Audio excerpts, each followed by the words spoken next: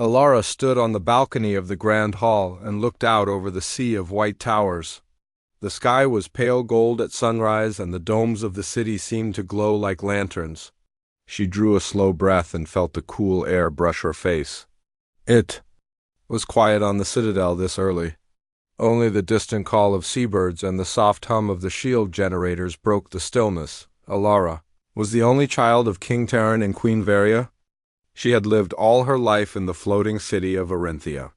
The city moved slowly through the sky, guided by ancient engines buried deep in its core.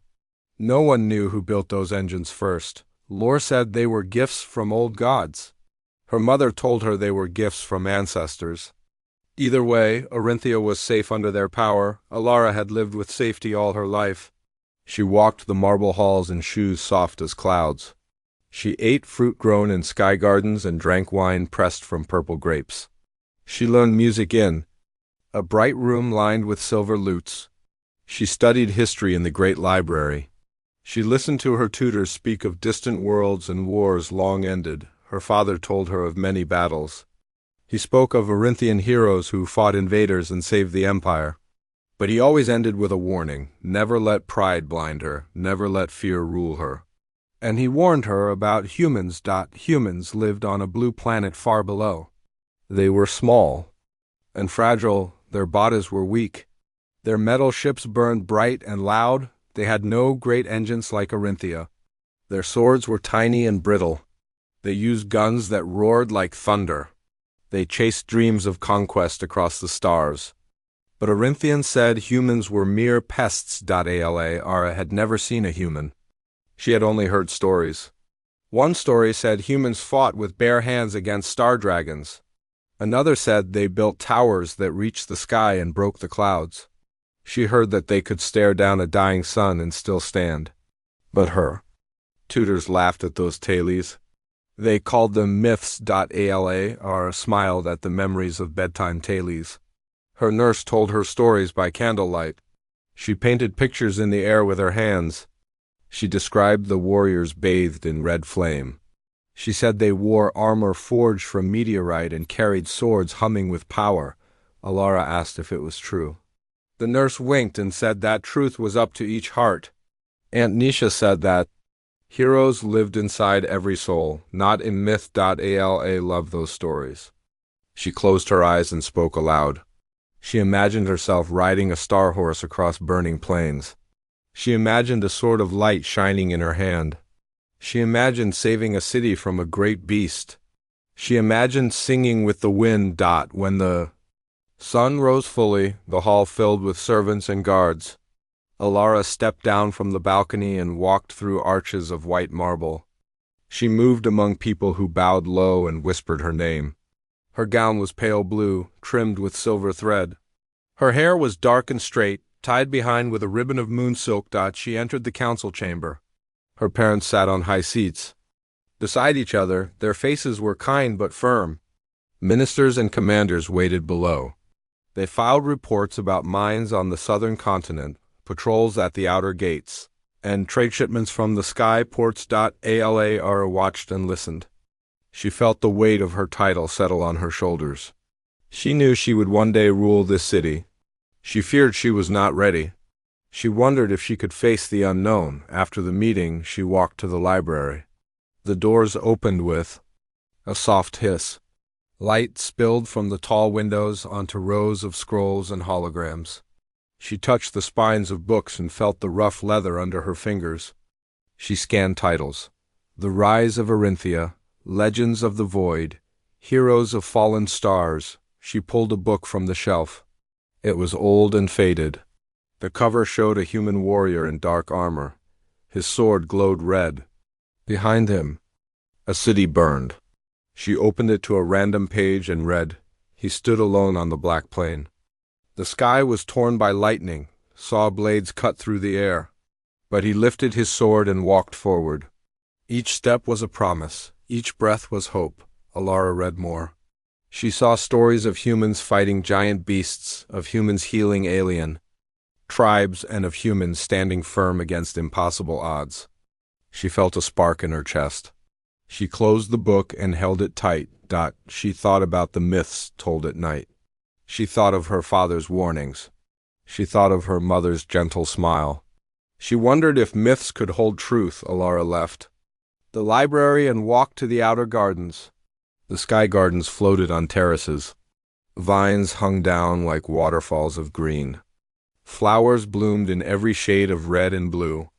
She sat by a fountain that sprayed mist in a fine rain. She opened her book and sketched the warrior in charcoal. She drew the curve of his armor.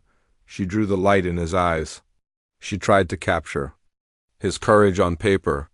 When she was done, she traced the lines with her finger and then let the wind scatter the charcoal into the air. She thought about learning more. She thought about meeting a human. She felt her heart pound. She felt fear and excitement at the same time. She stood and walked back toward the palace. That evening, the dining hall filled with music and candles. The tables were set with crystal cups and silver plates. Servants brought roasted meats, fresh bread, and sweet fruits. Candles flickered and shadows danced on the walls. Alara sat between her parents. She took a bite of bread and closed her eyes. The taste was warm. She opened her eyes and looked at her father. "Father," she said softly. King Taran looked at her over his goblet. His beard was white and neatly trimmed. His eyes were kind but steady. "What troubles you, my child?" he asked. Alara touched the scar on her chest from a childhood illness. She said, "I found a book about humans in the library. Why do you call their stories myth?" The hall fell silent. Servants paused in their steps. Nobles leaned forward. Alara felt all eyes on her.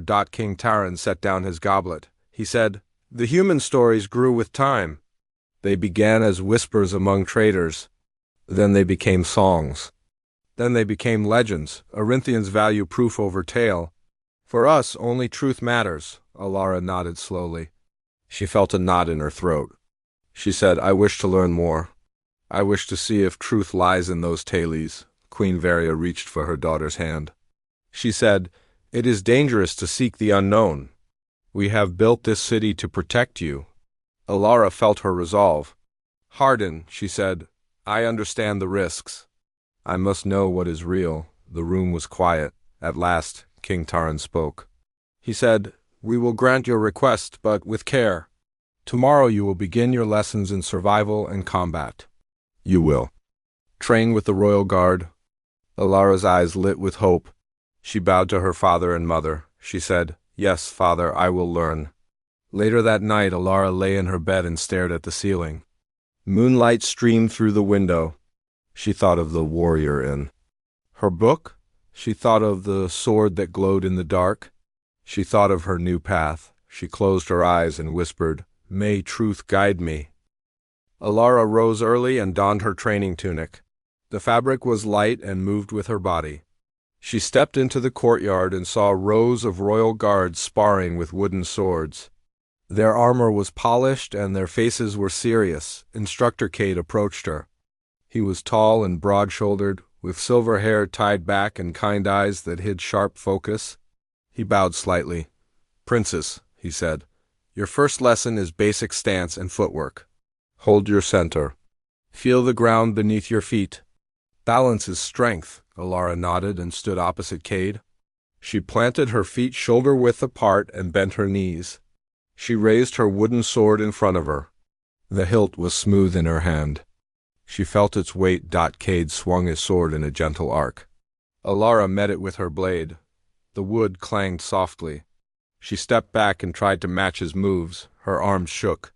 She stumbled but found her grip again. "Good," Cade said. "Practice until your breath is steady, then we move to strikes." Alara swung and parried for an hour. Her breath came in deep, slow waves.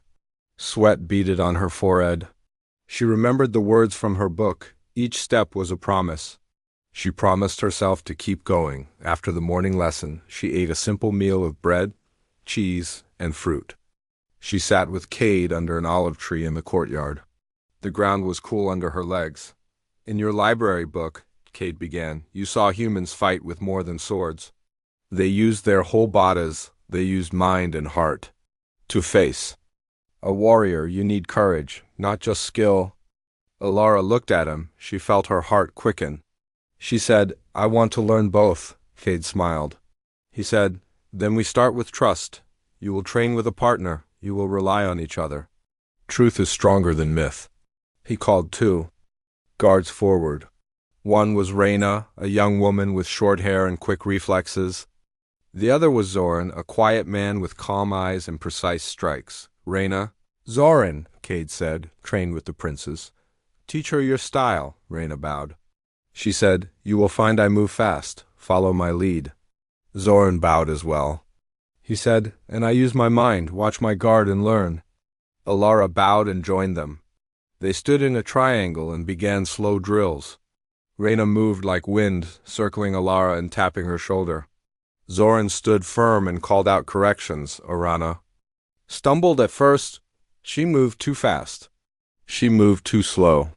She forgot her stance, but Reyna and Zoran guided her. They showed her where to place her feet. They showed her how to shift weight from one leg to another. Cade watched and nodded. He saw Alara learn more in a few minutes than most guards did in days. She had a natural sense of balance and timing. She also had determination. "Stop," Cade said after half an hour. "Take a rest and stretch. We move to the next lesson soon." Alara sat on a stone bench and drank cool water. She felt her muscles loosen as she stretched. She heard birds singing and felt the warm sun. She closed her eyes and listened to her heart. She thought of Nathan Grant. She wondered what he would think of her training. She hoped he was well. After a short rest, Cade led them to the archery range. Rows of targets stood at different distances. The bows were made of flexible wood and string that glowed faintly in moonlight. Cade handed Alara a bow. He said, "Archery teaches patience. You must wait for the moment when mind and body align." Alara drew an arrow and nocked it. She pulled the string back and aimed at the nearest target. She felt the tension in her arms. She exhaled slowly and released. The arrow sliced through the air and struck the target. It quivered in the wood. Alara single quotes S eyes widened. She had hit the mark. She looked at Cade, who gave a small smile. "You have good aim," he said. Alara smiled. She took another arrow. This time she aimed at a farther target. The arrow stalled in midair for a moment before flying straight and true. It hit the bulls. Alara felt a surge of joy. She thought, this is what humans meant by courage and focus. She felt more connected to the warrior in her book. That afternoon she moved to unarmed combat. Cade showed her holds and throws. He taught her how to use an opponent's strength against them. She partnered with Zoran again. They practiced slowly, each move careful. Alara learned to twist her hips, to shift her center, to use momentum. She felt powerful and graceful. She felt respect for her partner and for the craft. As the sun dipped low, the lessons ended. Alara bowed to Cade and her partners. She felt tired but strong. Her body ached in good pain. She returned to her chambers and bathed in warm water scented with lavender. She rubbed her sore muscles and let the water soothe her. She sat at her desk and wrote in a journal. She wrote, "Today I learned that strength comes from practice. It comes from trust. I felt fear, but I faced it. I felt doubt, but I pushed on. I am no longer afraid to learn." She closed her journal and placed it in her chamber. As night fell, she went to the balcony again. She looked at the stars above Arinthia. She thought of the earth far below, where human cities lay hidden under clouds. She whispered, "I will find the truth. I will meet a human. I will learn from them." She felt her heart steady. Tomorrow, she knew, would bring new challenges. But she was ready. She was no longer a sheltered princess. She was a student of warriors. She was a seeker of truth. And in that moment, she felt the first step of her journey truly begin. Alara woke before dawn. She felt a knot in her stomach. Today she would leave Arinthia for the first time. She dressed in light travel clothes and polished her blade. The wooden sword she used for training hung at her side. She chose a simple leather sheath for her new steel blade. It was cold and heavy at first. In the courtyard, Reyna and Zoran waited with 2 mounts. The horses were strong and bred for desert travel. Their fur was pale gold, and their eyes were calm. Alara mounted, her horse with steady hands.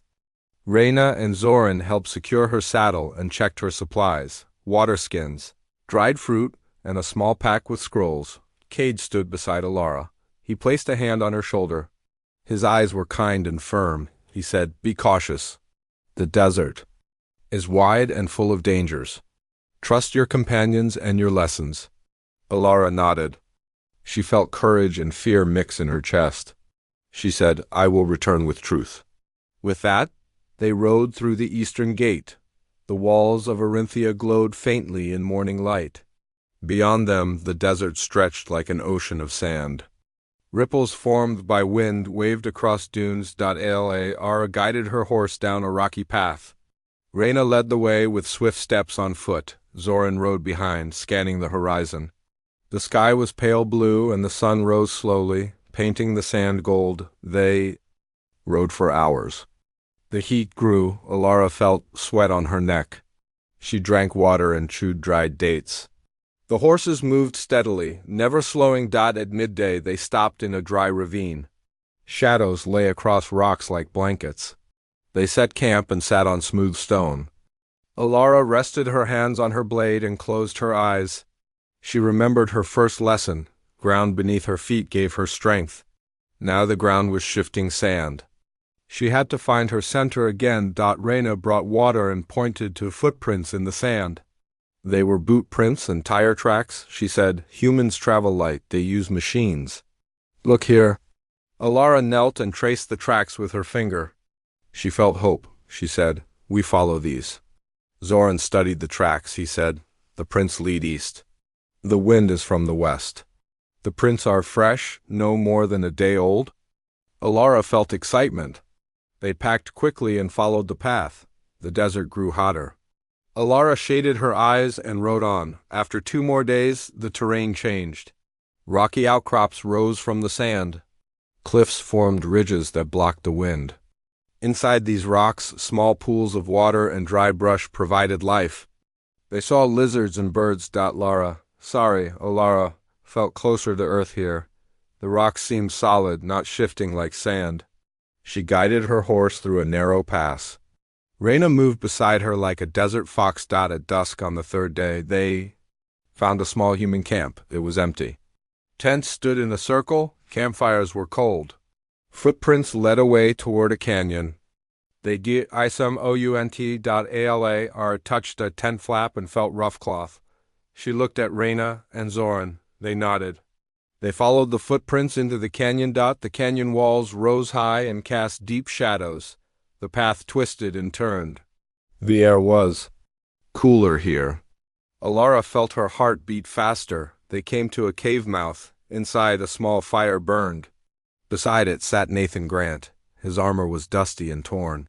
He looked older than the man in the book's pictures. Nathan looked up.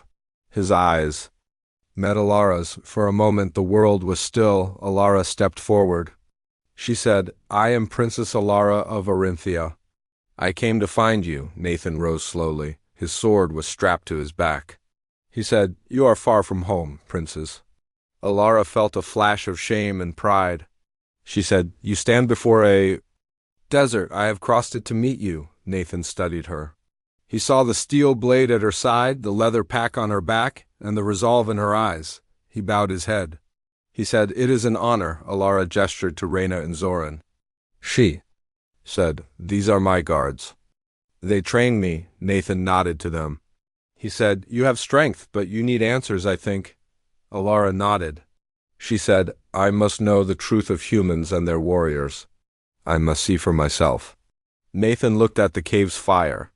He said, "Come sit. I will tell you what I can." They sat on smooth stones. Nathan pulled off his helmet and wiped sweat from his face. Alara offered water. He drank and said, "I am a scout for the Human Confederation. We explore worlds, map space, and learn new ideas. We are not conquerors by nature. We seek to understand." Alara listened. She felt the flames warm her face. The shadows danced across the walls. Nathan continued, "We met Arinthia 2 years ago. We sent a small team to study your city. Scouts saw your engines and shields. They thought you might be allies or threats. Orders came to capture one of you alive. They chose me. I was to learn your ways." Alara's eyes widened. She said, "You were taken by force?" Nathan nodded. He said, "Yes. I became captive. I walked your halls. I saw your people. I learned your history. I saw kindness and strength. I saw fear and curiosity." Alara felt shame. She said, "I did not know."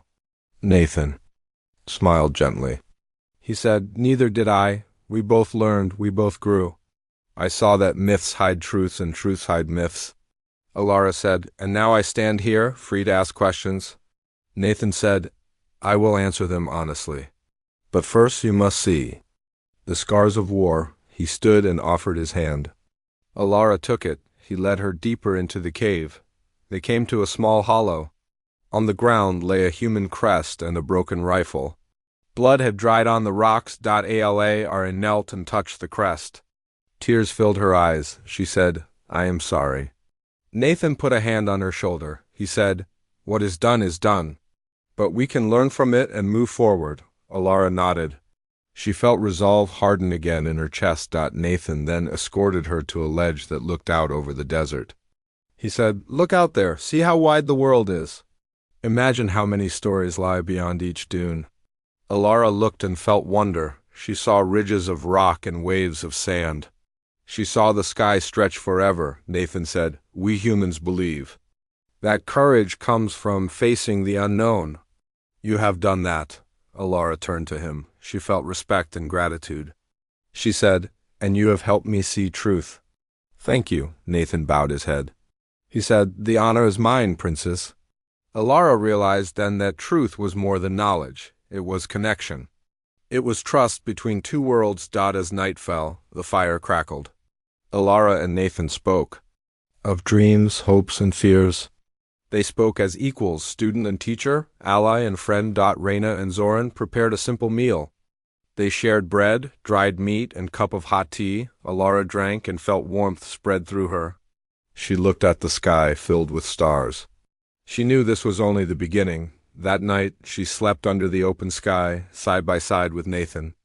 She dreamed of stars and swords, of myths and truths, of a future shaped by both humans and Arinthians together. In her heart, she carried the first spark of a new alliance. And she knew that tomorrow and all the days to come would bring trials. That would test that spark and help it grow into a lasting flame. When Alara woke the next morning, the sky was gray and heavy. A storm rolled in from the west. She dressed quickly and joined Reyna and Zoran in the courtyard. The air smelled of ozone and whetstone. Cade met them at the gate of the Royal Guard. "Barracks," he said, "we have news. Rebels from the southern continent have gathered at the foot of the cliffs. They plan to breach the shield and enter Orinthia." Alara's heart tightened. She had trained for this moment. She drew her steel blade and felt its weight. She said, "Then we ride at once." The storm broke as they mounted their horses. Rain fell in sheets, turning paths into slick trails. The wind howled through the towers. Alara held tight to her reins and urged her horse forward. Reyna and Zoran rode close beside her. Cade led a company of 60 guards behind them. The sky grew darker as they descended the rocky path toward the desert below. Lightning cracked and lit the dunes. Thunder rolled like distant drums. Alara felt fear, but she remembered her lessons. She steadied her breath and kept her eyes on the path. They reached a ridge overlooking the desert plain. Below, she saw the rebels. They were human and Arinthian, outcasts mixed together. They held primitive weapons and looked hungry and angry. Alara felt her chest tighten. She thought of Nathan. She prayed he was safe.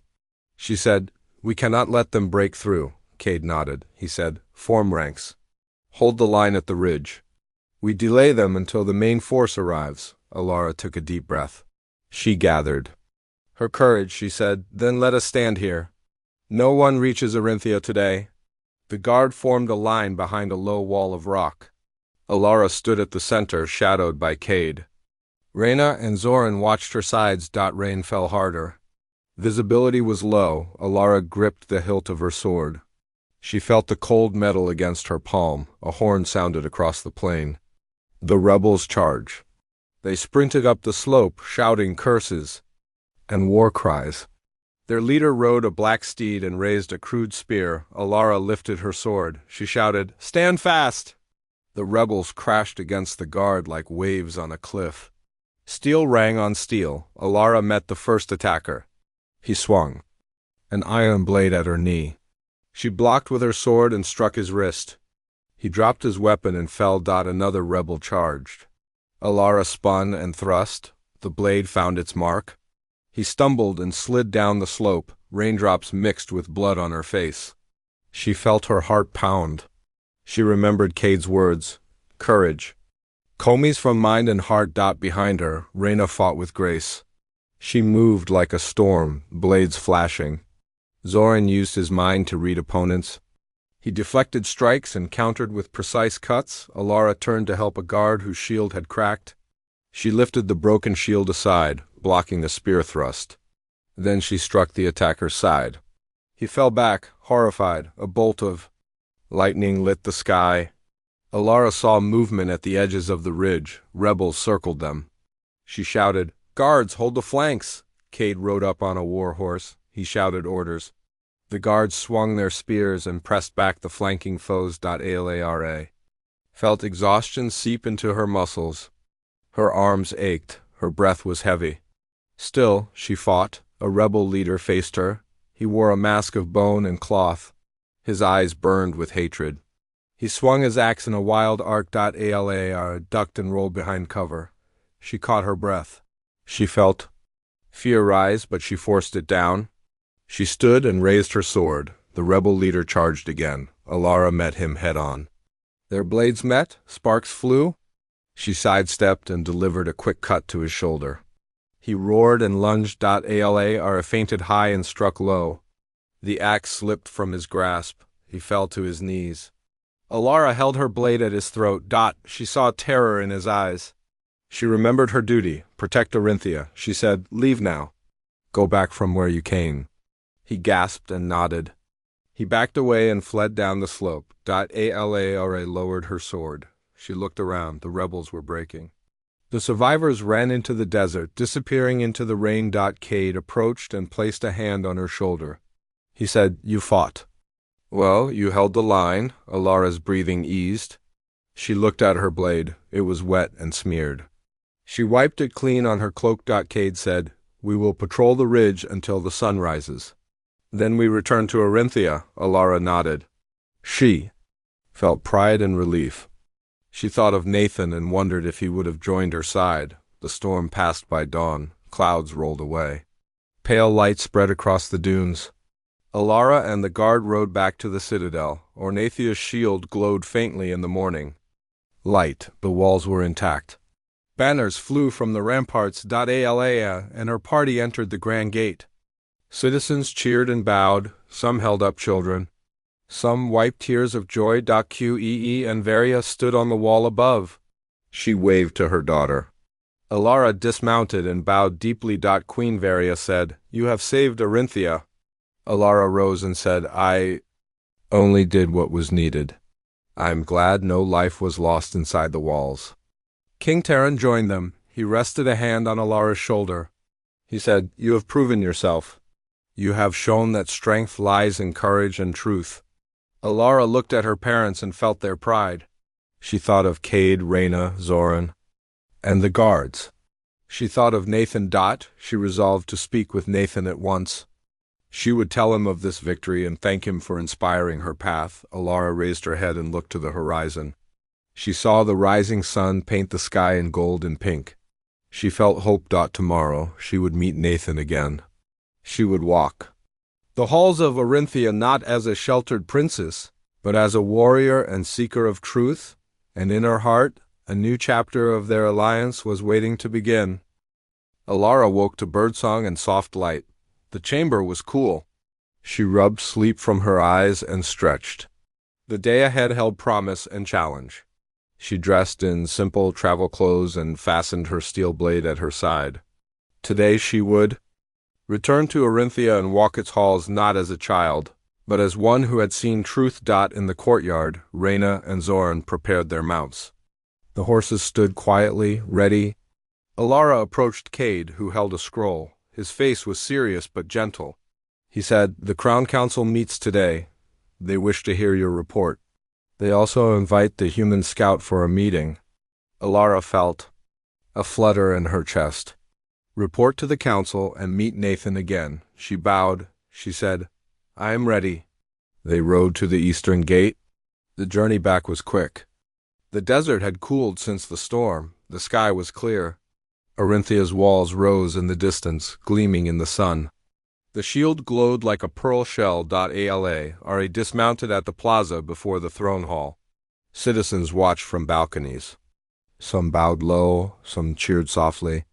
Banners of blue and silver waved in the breeze. Ala and her escort entered the hall. The room was vast and lined with marble pillars. Light shone through stained glass windows, painting color on the floor. The Crown Council sat on high seats. Nobles in fine robes leaned forward. Commander Elias and Minister Leva stood at the sides. Queen Varia and King Terran waited beyond. Alar knelt on the central tile. She rose and spoke in a clear voice. She said, "Honored Council, I have crossed the desert, faced fear, and met a human warrior. I learned their ways and found courage. I fought to protect Orinthia and held the line against rebels." She paused and looked at each face. She felt her heart steady. Alar continued, "I bring not only my report, but an offer of alliance. The human scout has knowledge and skill. Together we can guard Orinthia and learn more of the galaxy." She gestured to Cade, who nodded. Nathan stepped forward. He bowed low. He said, "Princess Alara has spoken well. I am Nathan Grant, scout of the Human Confederation. I wish to share our knowledge and stand with Orinthia as ally." King Terran looked surprised. He turned to Queen Varia. She gave a slight nod. Terran stroked his beard. He said, "We will consider this offer. First, we hear the scout's words." Nathan raised his head. He said, "Thank you, your majesties. I will speak frankly. Humans seek peace and trade. Our ships carry goods, ideas, and medicine. Our scouts map worlds so that we may all grow together. Orinthia's engines and shields are marvels we wish to learn from. Together, our people can face larger threats." Alara felt hope bloom in her chest. She saw council members whispering. Some frowned. Some looked intrigued. Minister Leva cleared her throat. She said, "Prince... Scout Grant can we trust humans? Our histories tell of empires rising and falling, built on conquest." Nathan nodded. He said, "Questions of trust are fair. We too have stories of war. But we have built a confederation to prevent such cycles. Our leaders answer to councils, not to single rulers. We share power and responsibility." Alara added, "I lived among humans, trained and fought. I learned their courage and honor. I trust Scout Grant." The hall fell silent. King Terran spoke again. He said, "We thank you both. Council, discuss this matter." Council members rose and moved to whisper among themselves. Alara stepped back and knelt again. While the council debated, Alara walked to a balcony. She breathed in the cool air. Below her, the plaza bustled. She felt the weight of her choices. She thought of her people and of Nathan. Minutes passed. The council returned to their seats. King Terran stood. He said, "We have reached a decision. Orinthia accepts the Human Confederation's offer of alliance. We will share knowledge, open trade, and train together." Alara's heart soared. She bowed deeply. Nathan bowed as well. Queen Varia smiled and motioned to her daughter. Alara rose and spoke. "Thank you, your majesties. I will honor this trust." King Terran said, "Let this day be remembered as the day Orinthia and humanity walked a path together." Cheers rose in the hall. Alara saw tears in Queen Varia's eyes. She felt her mother's pride. After the meeting, Alara led Nathan through the halls of Orinthia. They passed sky gardens, training grounds, and the great library. Alara showed him the book she had found. Nathan read the parchment and nodded silently. Alara said, "This book taught me to seek truth. I found it in these halls." Nathan said, "It will guide our people as we write new stories." They reached a terrace overlooking the sea of clouds. Alara looked at the horizon. She felt a deep calm. Nathan stood beside her. He said, "Princess, what will you do now?" Alara turned to him. She said, "I will learn more. I will travel with you on your missions. I will see the world's humans." "No," Nathan's eyes brightened. He said, "I would be honored to have you as my companion." Alara smiled. She felt the promise of their journey. She extended her hand. Nathan took it. Their hands met. Alara said, "Together we will shape new legends." Nathan nodded. He said, "Together?" Alara looked back at Arinthia's citadel. She felt pride and love for her home. Then she looked ahead to the unknown stars. She whispered, "Let truth guide us." And under the silver sky, Princess Alara and Scout Nathan stood side by side, ready for the next chapter of their story. Alara woke at dawn to a clear sky and soft light. The city of Arinthia floated quietly above the clouds. She dressed in light armor and fastened her sword at her side. Today she would leave with Nathan Grant and his scout team. She felt excitement and a little fear. But her training had prepared her. In the plaza, Nathan waited by the scout ship. It was sleek and silver, its engines humming softly. Scouts moved with purpose, loading supplies and checking equipment. Reyna and Zoran stood beside Alara, ready to guide and protect her. Nathan saw Alara and smiled. He said, "Princess, are you ready?" Alara nodded and said, "I am ready to see the stars up close." Reyna offered her water and Zoran adjusted her pack. Cade stood behind them, watching with pride. King Taran and Queen Varia arrived. Taran placed a hand on Alara's shoulder. He said, "Remember what you learned? Trust your heart and your steel." Alara bowed. She said, "Thank you, Father. I will return with new stories." Queen Varia hugged her.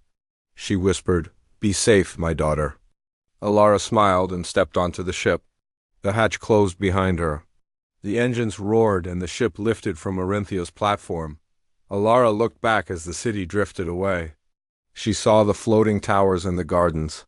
She felt nostalgia. Nathan guided her to a window. He pointed out constellations she had only read about. He said, "That is the Great Hunter. That is the River of Stars." Alara listened and watched.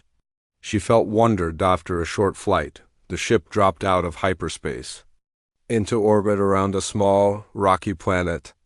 Nathan announced, "This is Nethara. We received a distress signal. We must help its people." Alara stood and gripped the railing. She felt her heart race. She said, "Then let us go." They landed near a ruined town. Dust rose as the ship scuttled. Scouts disembarked and formed a perimeter. Alara, Nathan, Reyna, Zoran, and Cade led the group into the center. The town was quiet. Walls were broken, roofs had collapsed. A few survivors huddled by a makeshift fire. They wore tattered clothes and looked scared. Alara approached them slowly. She knelt by an old man.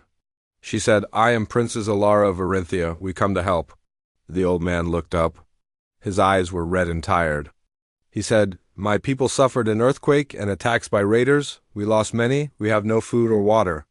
Alara's heart tightened. She said, "We will bring supplies. We will build shelters. We will protect you." Nathan radioed the ship. He said, "Deliver water, food packs, and medical kits. Establish a defense line around the town." Scouts moved quickly. Supplies arrived. They set up tents and water stations. Medics treated wounds. Alara helped carry water and comfort children. As dusk fell, the town looked alive. Lights shone from tents. People talked and laughed softly. The old man approached Alara. He said, "You came from a city in the sky. You saved us. For that I—" "Thank you," Alara smiled. She said, "We help because we care. That is what humans and Arinthians share." The old man bowed and returned to his people. Later, around the campfire, scouts and survivors shared stories. Nathan told of Arinthia. Alara told of her training and the first battle.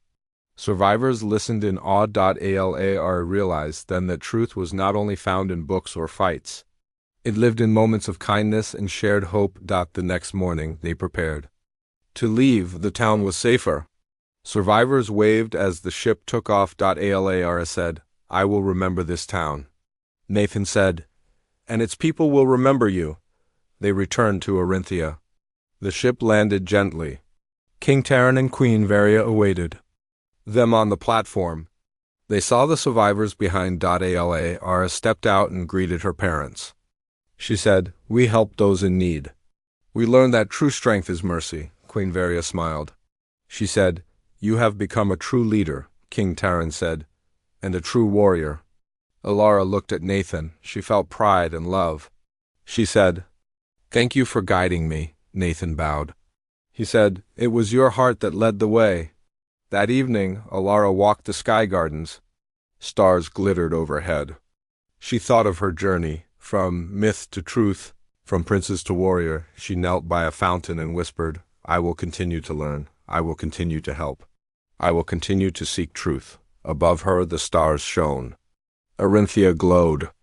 Alara felt her place in the galaxy. And in that moment, the legend of the alien princess and the human warrior found its final line. Two worlds joined by courage, honor, and the truth they shared.